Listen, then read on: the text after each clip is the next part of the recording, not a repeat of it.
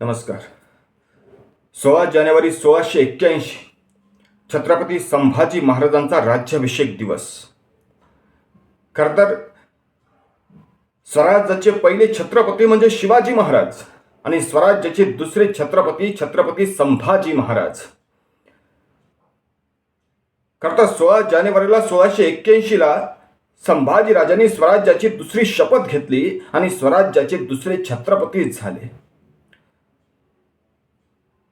खरं तर शिवछत्रपतींचा पुत्र, महापराक्रमी महातेजस्वी छत्रपती शिवरायांचा पुत्र असा संभाजी राजा. खरं तर त्यांच्या राज्याभिषेक दिनी संपूर्ण देशाला, संपूर्ण मराठी माणसाला अभिमान वाटला पाहिजे की आमच्या या मातीमध्ये संभाजी राजासारखा राजा होऊन गेला. काय कर्तृत्व होतं या माणसाचं. छत्रपती शिवराय तर पराक्रमी होतेच, पण त्यांच्या कार्याला शोभेल, त्यांच्या पुत्राला शोभेल असा हा पुत्र. जगामध्ये अनेक पिता पुत्रांची जोडी आम्ही बघितली असेल, पण शिवाजी महाराज आणि संभाजी महाराज या पिता पुत्रांची जोडी सारखी दुसरी जोडी तुम्हाला शोधूनही सापडत नाही.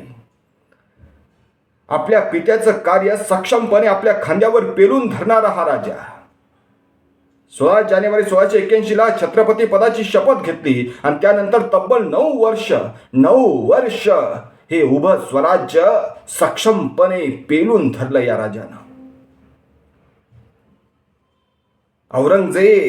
औरंगजेब सारखा बलाढ्य राजा ज्यावेळेस मराठी मुलखावर चालून आला त्यावेळी संभाजी राजांचं वय होतं फक्त 23 वर्ष.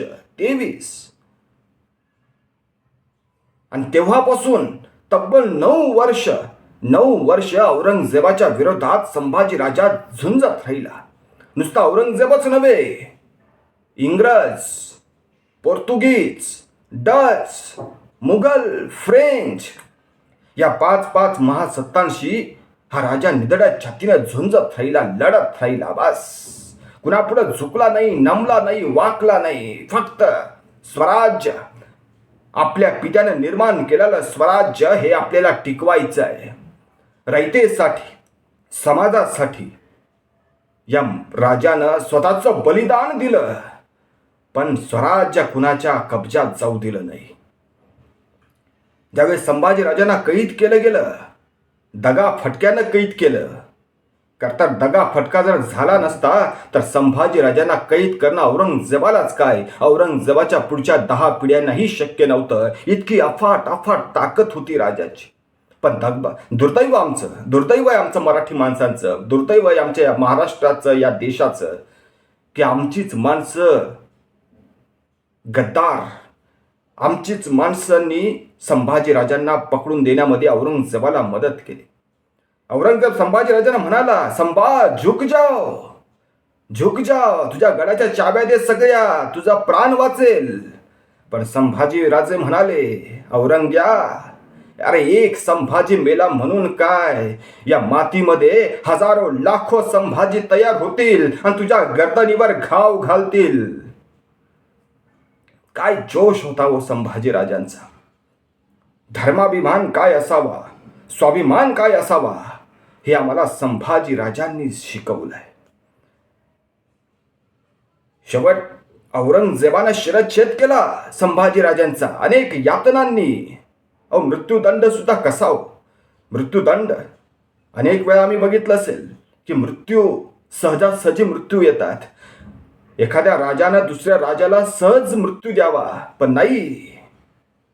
औरंगजेब अत्यंत क्रूर असा सेनापती, क्रूर असा राजा, पण त्याने संभाजी राजांना मृत्यूदंड दिला अनेक यातनांनी, अनेक वेदनांनी.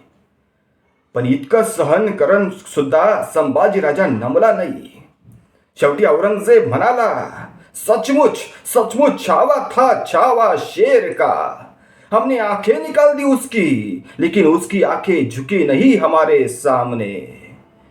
हमने हाथ कटवा दिए उसके, लेकिन उसने फैलाए नहीं हाथ हमारे सामने. हमने जबान काट दी उसकी, लेकिन उसने नहीं मांगे रहम के 2 लफ्ज. हमने पाँव काट दिए उसके, लेकिन उसने नहीं टेके घुटने हमारे सामने। हमने गर्दन काट दी उसकी, लेकिन उसने नहीं झुकाई गर्दन हमारे सामने। सचमुच छावा था छावा शेर का, हे औरंगजेबाचे उद्गार आहेत. आणि मग औरंगजेब म्हणतो, या अल्लाह, होंगे कामयाब कभी, क्या ऐसा ही लौटना पडेगा खाली हात दिल्ली. पण दिल्लीला परत जायचं भाग्य औरंगजेबाच्या वाट्याला कधी आलंच नाही. कारण संभाजी राजांच्या मृत्यूनंतर त्यांच्या रक्ताच्या थेंबातून या मातीमध्ये अनेक लाखो करोडो संभाजी तयार झाला. संताजी धनाजी सारखा एक जण लढत राहिला, झुंजत राहिला. या मातीमध्ये संभाजी राजांनंतर 14 वर्ष महाराष्ट्र झुंजत राहिला. आणि अखेर याच मातीमध्ये औरंगजेबाची कबर बांधून मग शांत झाला. ही संभाजी राजांची प्रेरणा होती, ही संभाजी राजांची शक्ती होती. खरं तर छत्रपती शिवाजी महाराज, छत्रपती संभाजी महाराज हे आमचं दैवत नव्हे, हे आमचं प्रेरणास्थान आहे.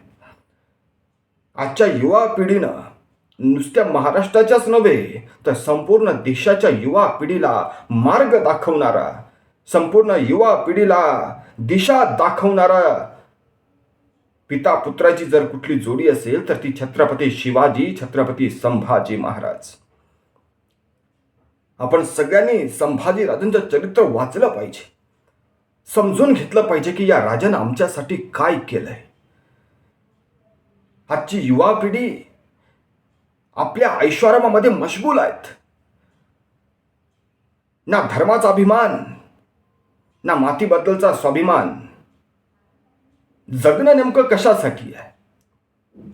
नुसतं खाण्यापिण्यापुरतं, मौज मजा करण्यापुरतं जगणं, याला जगणं म्हणायचं का? समाजासाठी, राष्ट्रासाठी, देशासाठी झगडण्याची काहीतरी उर्मी निर्माण करणं, याला जगणं म्हणायचं.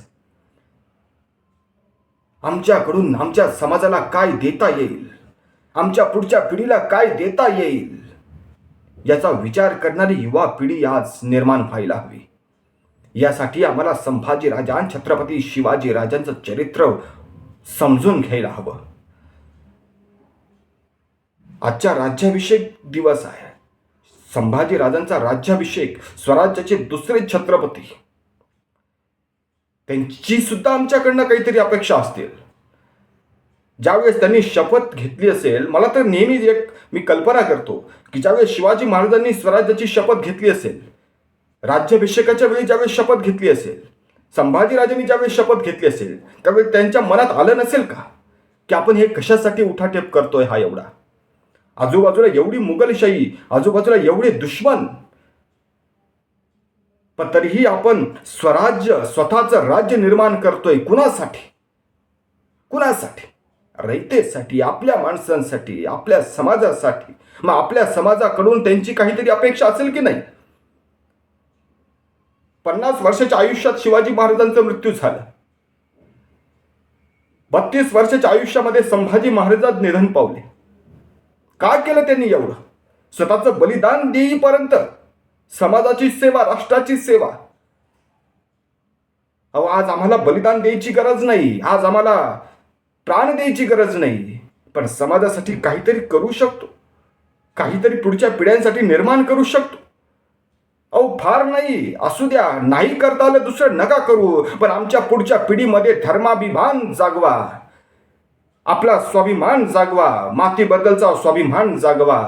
तर पुढची पिढी सुखात नांदेल. तर आमचा महाराष्ट्र, आमचा देश, आमचा भारत देश, हिंदुस्तान सुजलाम सुफलाम राहील. नाही तर परकीय आक्रमण होतच राहतील आणि पुन्हा गुलामीच्या रस्त्यावर आम्ही जात राहू. यासाठी आमच्या युवा पिढीला सक्षम करायला हवं. आमच्या युवा पिढी समोर आदर्श ठेवायला हवेत. छत्रपती शिवाजी आणि छत्रपती संभाजी राजासारखा दुसरा आदर्श नाही हो. आमच्या युवा पिढीला ते हवंय. आमची युवा पिढी इंग्लिश मीडियममध्ये शिकते. आमचा स्वाभिमान, आमच्या मातीबद्दलचं ज्ञान त्याला अवगत नसतं. तो शिकून परदेशात निघून जाईल.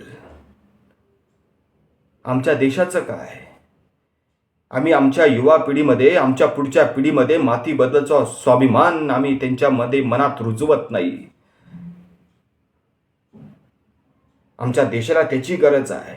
खरं तर आजचा हा राज्याभिषेक दिवसाचा दिवस छत्रपती संभाजी राजांचा तुमच्या आमच्यासाठी प्रेरणा देणारा हा दिवस आहे. त्या दिवशी आपण संकल्प केला पाहिजे की छत्रपती संभाजी राजासारखं चारित्र्य आम्ही आमच्या पुढच्या पिढीमध्ये निर्माण करू. तरच त्यांचा राज्याभिषेक दिवसाच्या शुभेच्छा, तरच त्यांचा राज्याभिषेक दिवसाच्या शुभेच्छा देण्याचा अधिकार आम्हाला होतो. पुन्हा एकदा मनापासून छत्रपती संभाजी राजांना मानाचा मुजरा करतो. धन्यवाद. जय शिवराय, जय शंभूराय.